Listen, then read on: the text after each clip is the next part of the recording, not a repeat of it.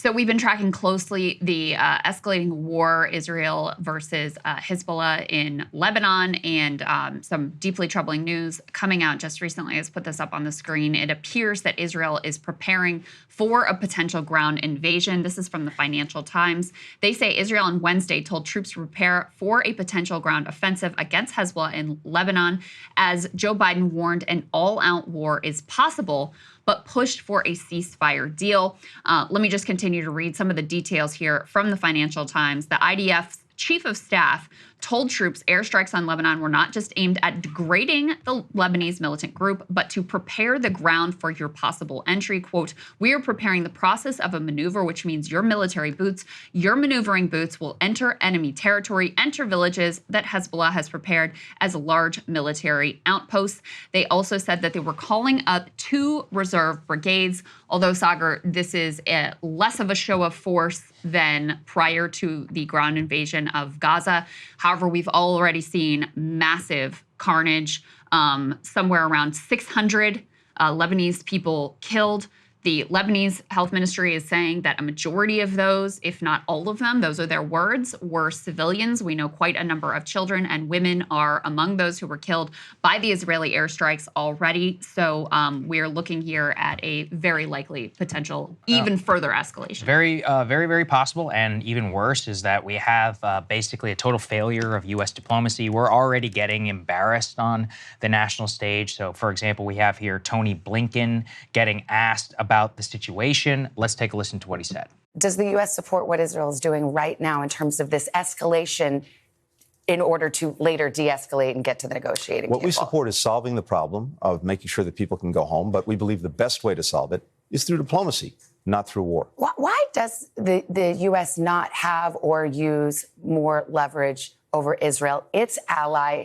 We are the supplier of the bulk of its weapons of war. And yet there are countless examples, and you probably know them better than I, where Israel seems to flout what the U.S. is asking or suggesting. Why is that? Look, we have a long-standing relationship and security relationship with Israel, including making sure that it has what it needs to prevent the many enemies that it has from attacking it, to deter them. And that's important to avoiding war as well. And in this instance, there is a real problem that needs to be solved. Again, from our perspective, the best way to do it is diplomatically. We're engaged with Israel on that. We're engaged with others in the region on that. And we need to, I think, find the opportunity now to stop any escalation, prevent a full-scale war, get people back to their homes. So that's what he has to say. And yet, just this morning, after the U.S. and France released some sort of ceasefire proposal, they tried to intimate that the IDF was on board. The Prime Minister at Israel's office in the middle of the night puts out this statement: "The report about a ceasefire is incorrect. This is an American-French proposal that the Prime Minister has not even responded to. The report about the purported directive to ease up on the fighting in the north is the opposite of truth." Think about that. So not only, so our Secretary of State goes on television, we're about to get to this, our president also went on television basically touting this ceasefire proposal and almost implying that they had agreed to it. And then the Israelis come out and they're like, no, we're not in agreement. And by the way, not only did we not agree, we're actually not agreeing at all to any lack of escalation in fighting. So our troops are already on the way. We've got 40,000 at a minimum. There's probably going to be 50, 60,000 that are going to be somewhere in the region. And things are just very, very close to popping off full scale. And meanwhile, you know, Tony Blinken is on television just talking about how great it is to supply Israel with weapons. The president's on TV downplaying this entire thing. It's crazy. The whole situation is nuts. It truly is. Forgive my language. I mean, Bibi has turned Biden and Blinken et al. Into his little bitches. Like, that from the beginning of this war, Biden has said, Blinken has said, all of them have said, the top priority is to keep it from escalating into a regional war. By the way, we crossed that bridge a long time ago. But now we're talking about massive bombing campaign in Lebanon, Lebanese civilians being killed, threats of turning Lebanon into Gaza, which means utter and complete annihilation, and now a ground invasion. No end in sight. And the best they can do is go on television and say, well, they have the right to defend themselves, but I mean, I guess I kind of wish they would do it diplomatically, but like, we'll support them no matter what. It's like, what do you think you're going to get? By the way, these guys want, Bibi in particular, want Trump to be president. They would love nothing more for a big, messy Middle Eastern disaster in September and October to hand Trump the White House again. I mean, it's so absurd. It's so stupid. It's so morally depraved. I have no words for it whatsoever. And yet here we are. I don't know what happened with this ceasefire proposal. If the U.S. really genuinely thought Bibi was on board with it, and then his ministers freaked out and he backed off of it, I don't know.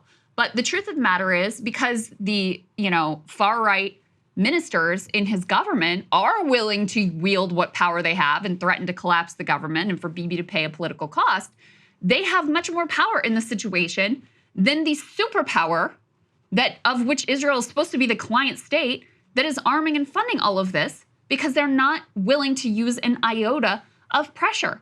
And I don't want to lose sight either of the fact that the willingness to continually ship arms with absolutely no conditions on Israel is a dramatically unpopular position.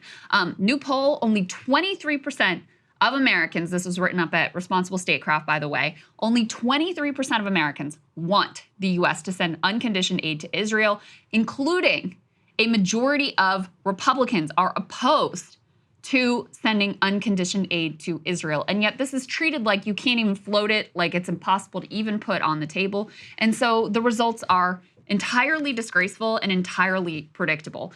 Going back to like the utter humiliation here, you had Biden on The View yesterday talking up this theoretical ceasefire that Bibi's already come out and shot down. Let's go ahead and take a listen to what he had to say. An all-out war is possible, but I think there's also the opportunity, or still in play, to have a settlement that could fundamentally change the whole region. Mm-hmm. And I look, one of the things that I found is the Arab world very much wants to have a settlement. Mm-hmm. Because they know what it does for them. Mm-hmm. They're willing to make arrangements with Israel and alliances with Israel if Israel changes some policies. And I've known Bibi Netanyahu for a long, long time, and I'm a very strong supporter of Israel. I make no bones about it. Mm-hmm. I said years ago I was a Zionist. All a Zionist means is that there needs to be an Israel, and they have a possibility. I don't want to exaggerate it, but a possibility if we can deal with a ceasefire in Lebanon. Yeah. That it can move into dealing with the West Bank. But we also have Gaza to deal with. Yes. Yeah. And so, but it's possible, and I'm using every bit of energy I have with my team, and from the Defense Department, it well. So, I mean, okay. We already know the answer to that one. That didn't work out. I mean, the idea that he still thinks that there's some broader solution here in the absence of him forcing it to happen and using pressure is just, you can't even believe that he believes it at this point. And so. Oh, no, I can actually. Really? You think he's that foolish? Yeah. I don't know. His brain is shot. Like, he lives in a fantasy world. Also, we're the laughingstock. I'm watching this British show right now called Industry, and they have this scene of the American president, of the Treasury Secretary, being like, and we have a president who still thinks at war with Japan. And the world is laughing at us. Laughing. Bibi is laughing. Look at this. Meanwhile, Zelensky, and you caught this. I don't even know how I missed it. You see that little Ukraine pin there? Our president is wearing the flag of a foreign nation on his lapel. Okay. These are the types of things in the Obama era we actually used to care about. But the whole thing is just so insane because it's a client state, like you said. We're the superpower. Our Secretary of State, which used to mean something, goes on television and is just humiliated. Our president goes on television, whose brain is shot, and he's like, well, it's still possible to prevent an all-out war. And at the same time, look at the actual things that are happening on the ground. Tens of thousands of American troops already there and or on the way to the region with 100% commitment to defending them against whatever situation that they get into. I mean, there's only one pact for all of America that applies to. That's NATO. We don't even have a security guarantee with Israel in that regard. Why do we do this? There's no reason for us to get into this. Yeah. Ryan and Emily covered yesterday what should be also a massive scandal, which is that the State Department produced a report saying, which is kind of obvious, but anyway, saying that, hey, Israel is blocking our aid. They are the reason why our aid isn't getting to the people we want it to get to. That is extremely consequential because if that finding is determined, then you are not allowed by U.S. law, forget about international law, by our laws, you are then prohibited from shipping arms to a nation that is blocking your aid, which, I mean, seems kind of logical, right? Tony Blinken came in and said, no, I don't don't believe that, I don't buy it, and I'm just going to make my own determination, and then disregards that report and goes to Congress and says, no, we think they're doing their best effectively to enable, the continued shipment of arms. This is a violation of our laws. It is illegal that we are shipping these arms to Israel. Forget about morality, forget about strategic interests, forget about all of that. They are violating our own laws blatantly. In any sort of a sane society, this would be a massive, explosive scandal. And instead, because the mainstream coverage and the corporate press is so, ideologically aligned here, you'll barely hear anything about, I believe it was ProPublica that broke the news on this. And so, here we are, and Gaza's already annihilated. The West Bank is on its way to be Gaza, and Lebanon's now on its way to be Gaza. And the best that our president can go out and do is meekly float a ceasefire proposal on the view that immediately gets shot down. Barak Ravid reported on this theoretical ceasefire deal. We could put this up on the screen, even though it's sort of pointless at this point. The idea was for some quote-unquote pause, I guess a humanitarian pause in the fighting in Lebanon, resumption of negotiations on a Gaza hostage and ceasefire deal. It has been apparent since October 8th that Bibi has no interest in a long-term ceasefire deal, that he would have to be dragged to it through the force of U.S. pressure, and never along the way has the U.S. decided, hey, maybe we should switch strategies here. Maybe if we want a different outcome, we should try a different approach. Lastly, just in terms of some of the broader context of what this is going to mean, let's put this up from Times of Israel, which is more of a right-leaning English language publication in Israel. The headline here is Israel's pounding Hezbollah, but in war, the Iran-backed force will be a lethal foe. They're still outmatched, of course. We're arming Israel, so superpowers arms to Israel. They've got a lot going for them. But they have quite a bit of capability.